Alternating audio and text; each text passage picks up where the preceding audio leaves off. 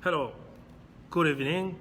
My name is Bernard Pongi, and we are on April 28th, 2019.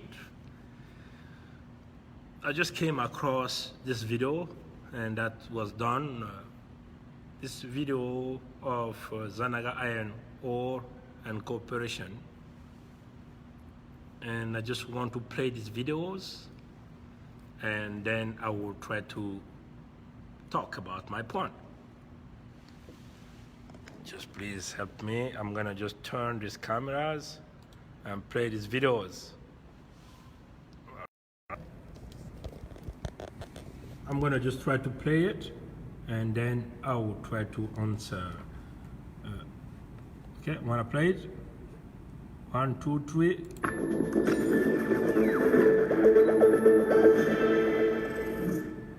Hello again, we're talking to Andy Treyer, who's Head of Business Development at Zanaga Iron Ore here at Proactive Investors in London, and we'll welcome to you, Andy. Tell us about your assets in Congo. Where is it exactly and what have you got there?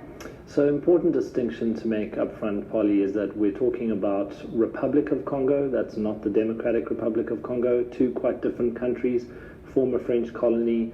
We've been active in the country for a very long time, approximately 15 years. We have studied our asset extensively. We've done more than $350 million of technical study work on the project, and we have a joint venture partnership with Glencore, one of the largest mining and trading companies in the world.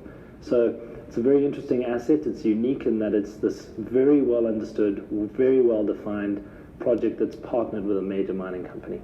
So it's obviously an iron ore asset. What are the grades that you've got down there and how are you going to get it out? So the material we plan to produce is planned to be a very high grade material.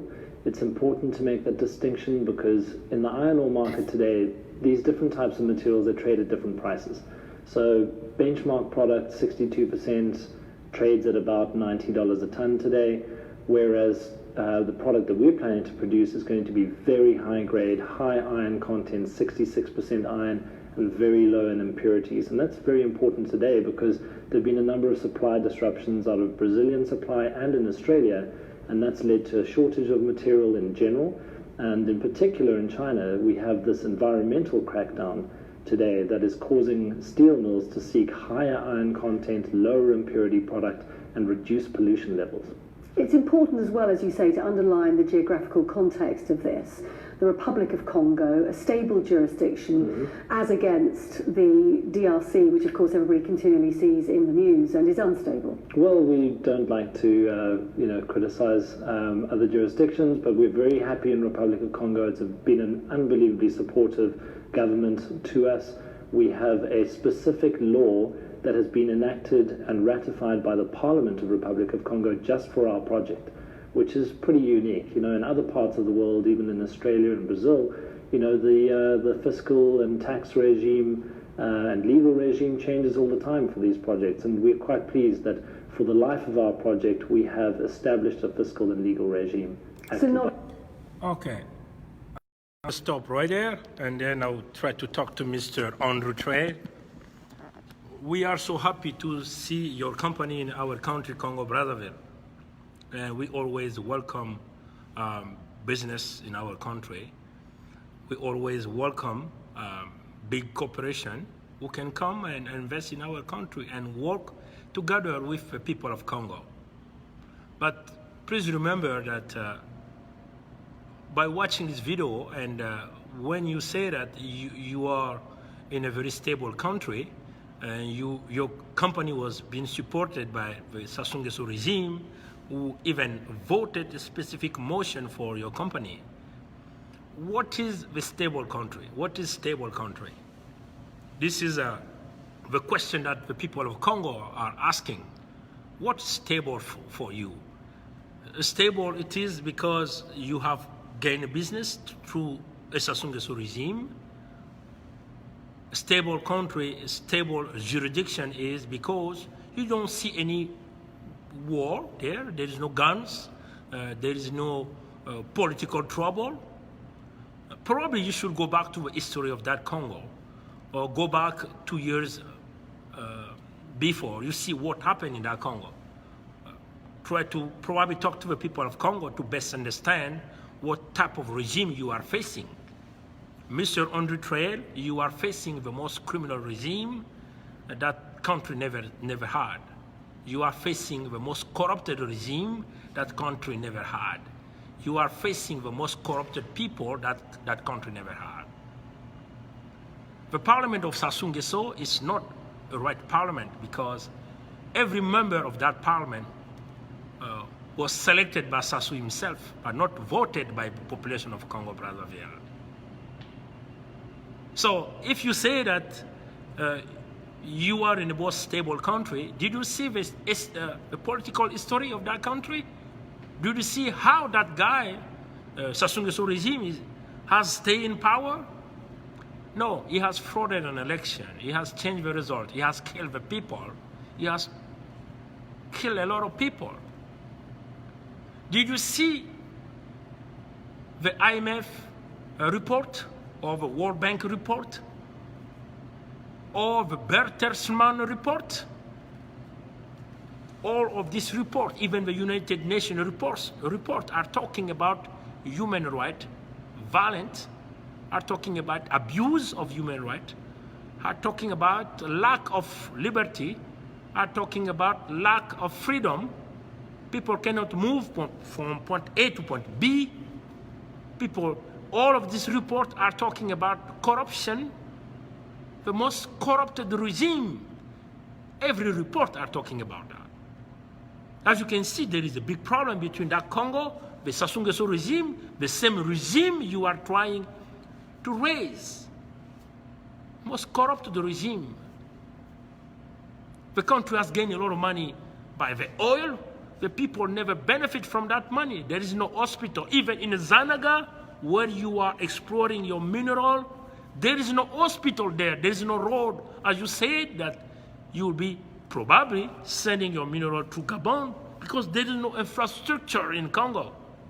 So the people of Congo are happy that your company are now in Congo and your company can see how the people are living. Let them work together. The people of Congo want to be in peace and kind of stability, but Sassou Nguesso regime is not the stability. If you are basing your stability of your business Congo to the regime of Sassou, you are on a wrong path. Because the Congo is like a ball. It's gonna blow down at a certain point. It's gonna blow down. You have put a lot of investment there, but work with the people of Congo, not the regime. The regime is the most brutal regime, and the people of Congo are fighting. One day, those people may be on the street fighting against that regime, and your business will be in trouble. Work with the people of Congo, not the regime. I'm gonna keep playing these videos, and I'm gonna pass my point to Mr. Rutre. Not only is there that stability, you're right next door as well to Gabon, and you intend to fully make use of the World Bank funded infrastructure in that adjacent region. It's a very good point, and Polly, that leads us on to what's happened over the last week, which we've been building up to over a number of months. In 2014, we completed extensive study work on a very large project that involved construction of big infrastructure. It was around $2.2 billion of capital cost to build the project. However, at that point in time, there was a collapsing commodity crisis, and the challenges of that meant that we had to really cut costs, put that project on hold for the moment, and go into a deep permitting phase. With mining projects, it's very important to have all of your permits in place before you start construction. We have an environmental permit in place, we have a mining license, and we have this law for our project that establishes the fiscal and legal regime. Now, what we've also done is we've said to ourselves, well, there's been this huge amount of investment by the IFC, which is the International Finance Corporation, part of the World Bank, that has gone into expanding the railway line just over the border in Gabon. And there's also a new port that's being built in Gabon. Now, of course, for the big project, we're still aiming to use a Congolese infrastructure development program for that big project, but we suddenly realized here was our opportunity to build something that was smaller in scale is still approximately $110 million of capital cost to build it. So it's still a big project and a big mine, but we would leverage the existing railway and port infrastructure just over the border that's been improved and expanded. And the outcome with might. Okay. Mr. Andrew, Mr.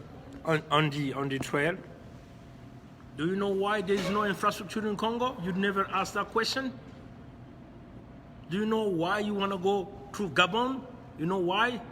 Because you have a guy there, more than 34 years in power. He never think about building infrastructure, never. He has get into a big debt with the Chinese, but those money was used for himself. There is no infrastructure was built in Congo. That's a problem, and that's why the people of Congo are fighting that regime. That's such a true. You just talk about the environmental permit. Do you know if that regime went to do the feasibility study, environmental feasibility study in Zanaga? No, I think no. In Zanaga, there is no hospital. The old region, CBT, Zanaga, Bambama, there is no hospital there. That's where you will be taking your mine, you will be taking your mineral. There is no hospital. I think you as a big corporation should also be involved in the communities.